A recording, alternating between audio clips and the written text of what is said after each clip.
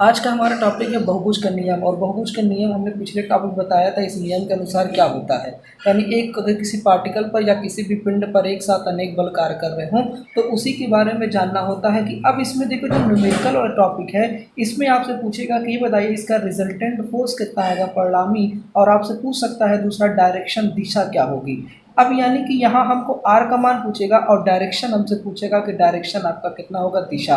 जैसे अब ये परिणामी और दिशा किस टॉपिक से लिया गया, तो आप उठा करके लेक्चर नंबर 1 जाइएगा, आप देखिएगा तो हमने बलों के समांतर चतुर्भुज का जब नियम पढ़ाया था तो वहाँ पर आपको बताया था कि यदि किसी कण पर या किसी बिंदु पर एक साथ अगर दो बल काम कर रहे हैं पी और दूसरा बल आपका क्यों काम कर रहा है, तो इसमें हमको निकालना।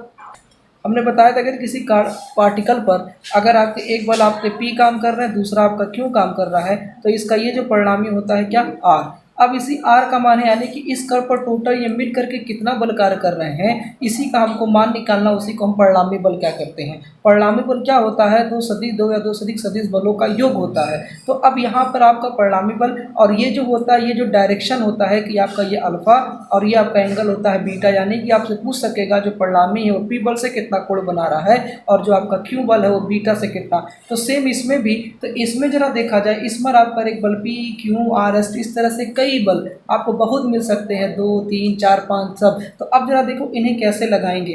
तो होता क्या, इसका जो परिणामी का जैसे आपने इसमें पढ़ा होगा तो इसके जो परिणामी का जो फार्मूला होता था आपने पढ़ा होगा, आर स्क्वायर बराबर होता है P square plus Q square plus होता है 2 cos थीटा। और इस डेरिवेशन को मैंने प्रूव करके भी आपको दिखाया था कि ये आपका डेरिवेशन। और इसके बाद मैंने ये बताया था कि आपका इसके बाद अगर अल्फा का मान आपसे पूछे तो tan अल्फा कितना होता है, और उसके बाद हमने बताया था कि tan बीटा कितना होता है। तो इन सब के फार्मूले के बारे में हमने आपको पढ़ाया था कि इनका फार्मूला होता क्या चीज़ है। आज का जो हमारा टॉपिक है, इस टॉपिक में हमको जानना क्या है, इसमें हमको ये जानकारी चाहिए कि अगर बाई द एक साथ अनेक बल कार्य कर रहे हैं तो इन बलों का परिणामी बल कितना होगा। तो देखिए इसका परिणामी बल का जो फार्मूला होता है, आर स्क्वायर बराबर होता है सिग्मा एक्स स्क्वायर आपका सिग्मा वाई स्क्वायर।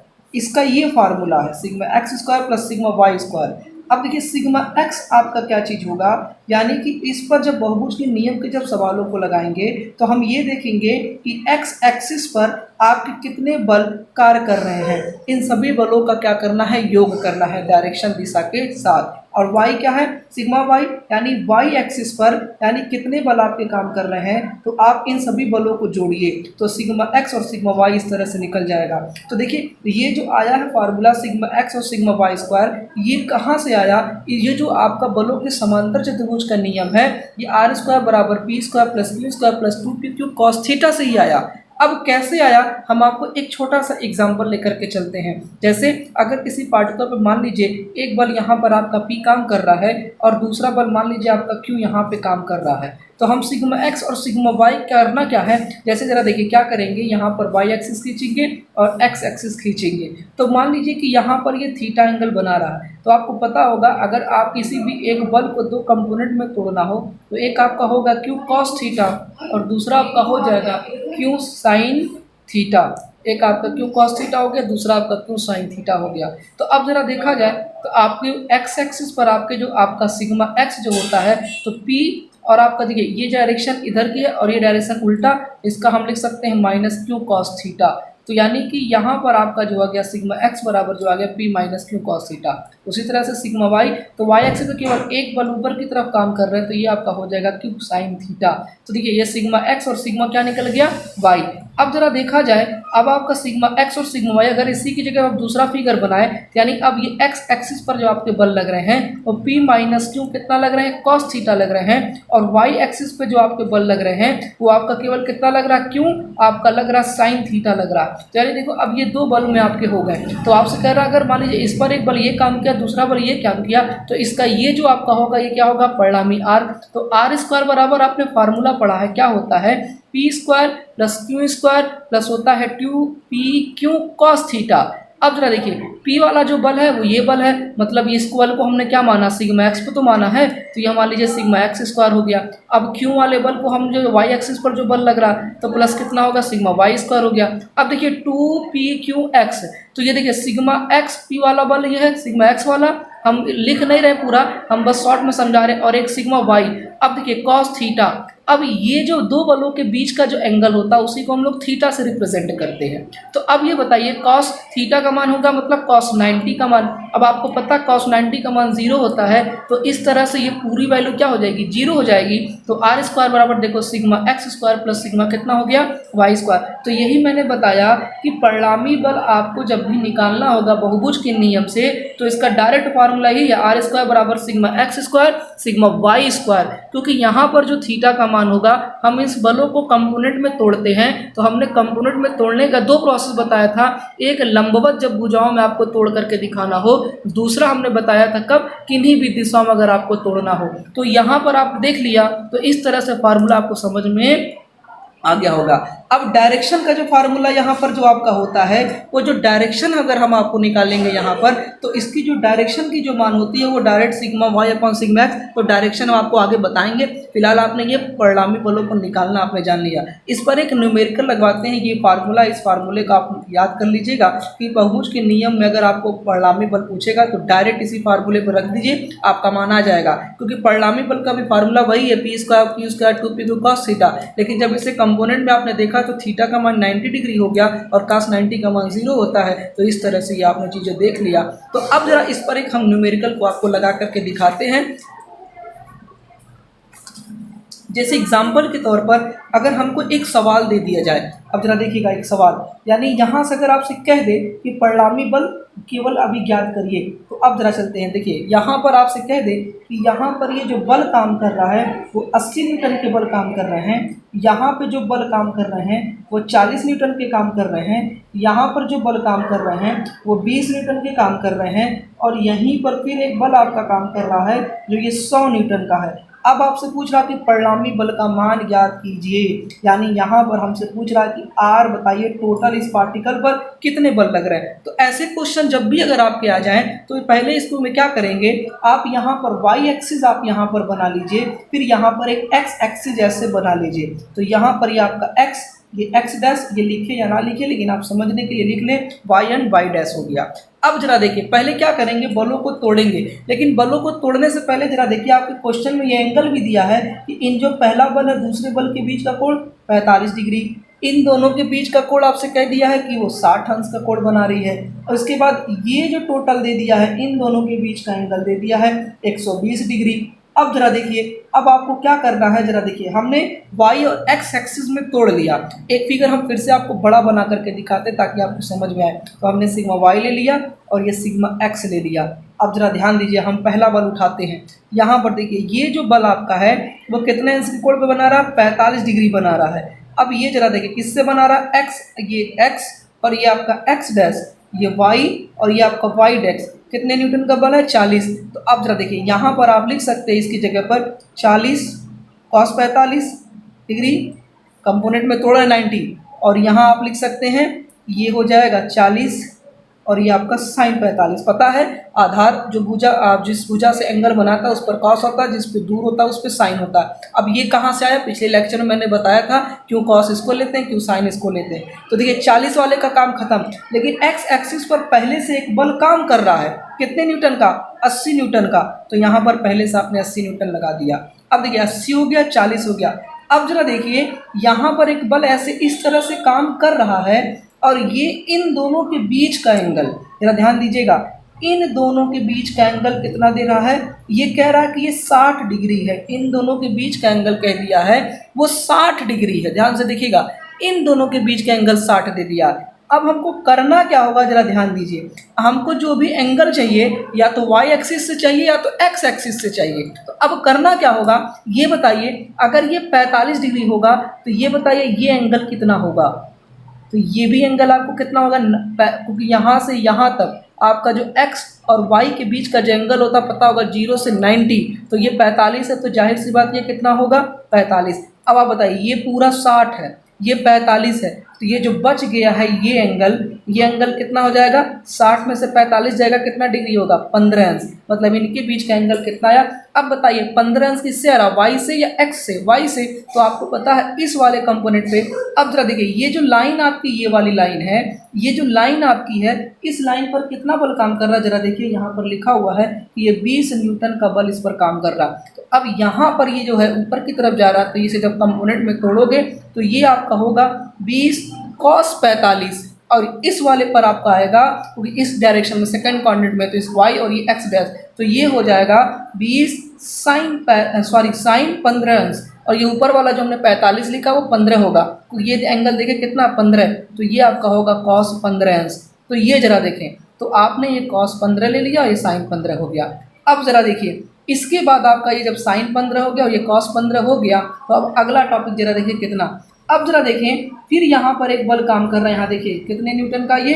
अब ये कह रहा है कि आपका 100 न्यूटन का है। अब ये 100 न्यूटन की आपका बल दे दिया। अब इस 100 न्यूटन वाले को क्या करेंगे, इसको भी सॉल्व करेंगे। अब जरा देखें इनमें जो एंगल आपका ये दे रहा है, ये एंगल कह दिया यहाँ से यहाँ तक का जो एंगल है वो कितना एंगल है, 120 डिग्री है। जरा देखिएगा बड़ी महीन चीज़ें यहाँ पे यहाँ नजर आ रही होगी, 120 डिग्री आपका। अब ध्यान से सुनिए जरा, ये कितना है 15, ये एंगल कितना होगा, सेकंड क्वाड्रेंट यहाँ से यहाँ तक कितना होगा 90, 90 में से 15 गया, घटाना अगर ना आए तो ये कैलकुलेटर लो, 90 माइनस 15 कितना है 75।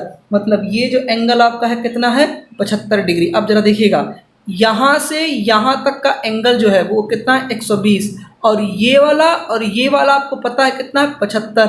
पता है 120 में से 75 अगर घटा दें तो हमको ये एंगल मालूम चल जाएगा कि यहाँ से यहाँ तक का ये एंगल कितना है।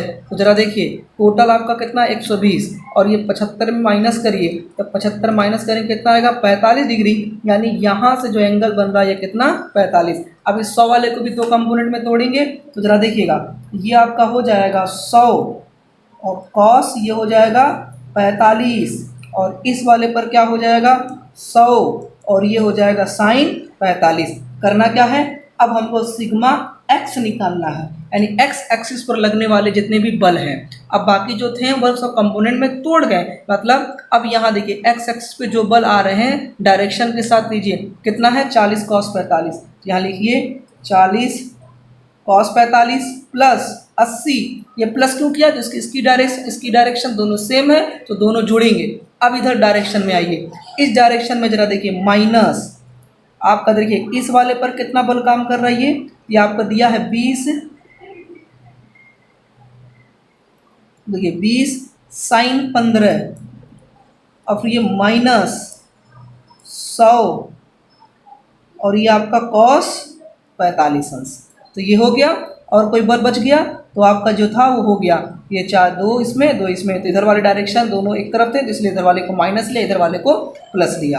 अब इसी को डायरेक्ट क्या करिए आप सॉल्व कर दीजिए। अब इसी को अगर डायरेक्ट सॉल्व किया जाए तो सॉल्व करने पर कितना आएगा, जरा इसके बारे में हम लेकर के चलते हैं। तो बस आपको करना कुछ नहीं है, बस डायरेक्ट सॉल्व करना है। तो सॉल्व करने के लिए देखिए कैलकुलेटर उठाइए, कैलकुलेटर उठाया मैंने। अब डायरेक्ट देखिए 40, अब उसके बाद कितना cos 45, तो यहाँ देखिए cos 45 plus 80 minus 20 sine 15 minus 100, और ये आपका cos 45 कितना आया 32.39 न्यूटन। तो ये डायरेक्ट देखिए 32.39 न्यूटन ये सिग्मा एक्स हो गया। अब उसी तरह से क्या निकालेंगे, सिग्मा वाई निकालेंगे। सिग्मा वाई की वैल्यू जरा देखिए ऊपर की तरफ 20 cos 15 डिग्री ऊपर जा रहा है, ठीक। अब ये जरा देखिए इधर ऊपर की तरफ एक और जा रहा है, ये वाला भूलिएगा मत, ये 40 वाला। तो यहाँ दिया है 40 साइन 45, दोनों ऊपर तरफ था पॉजिटिव, और केवल नीचे की तरफ केवल एक है, ब्लैक पेन से मैंने लिखा है -100 साइन 45। इसको सॉल्व करते हैं कैलकुलेटर से।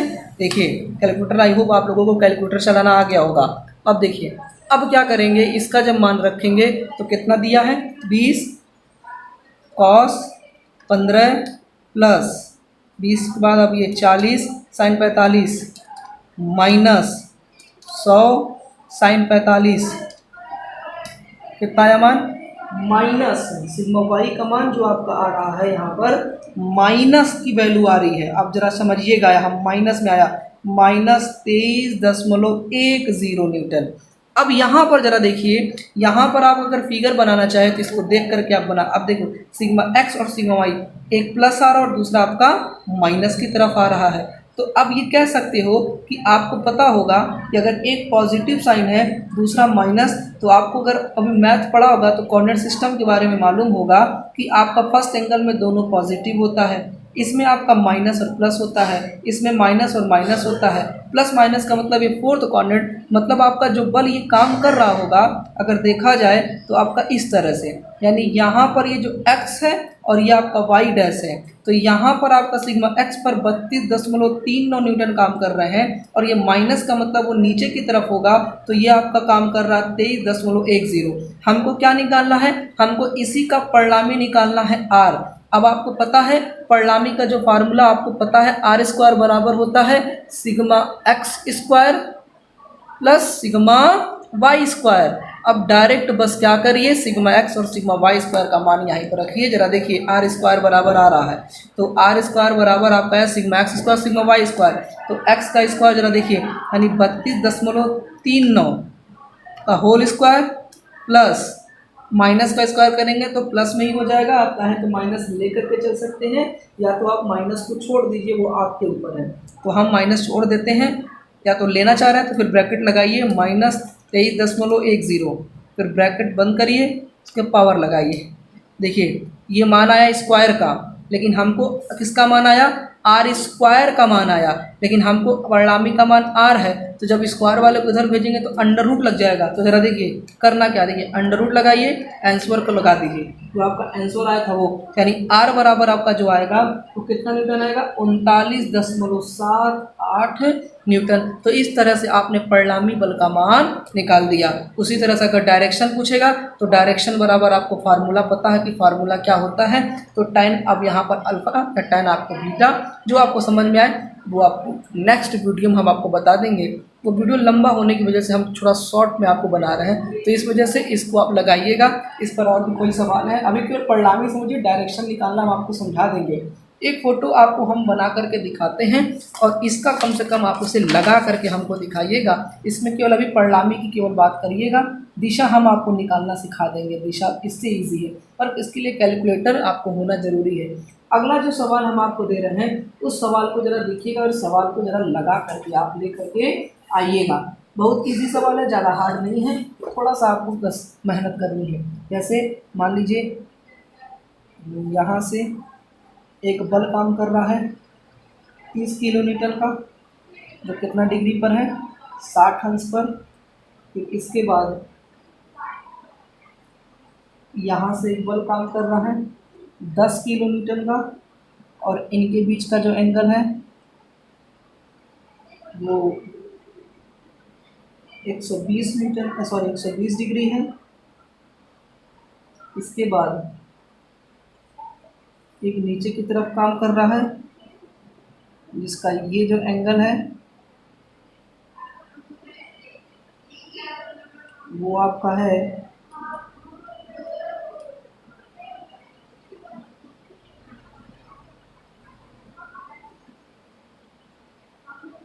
120 डिग्री।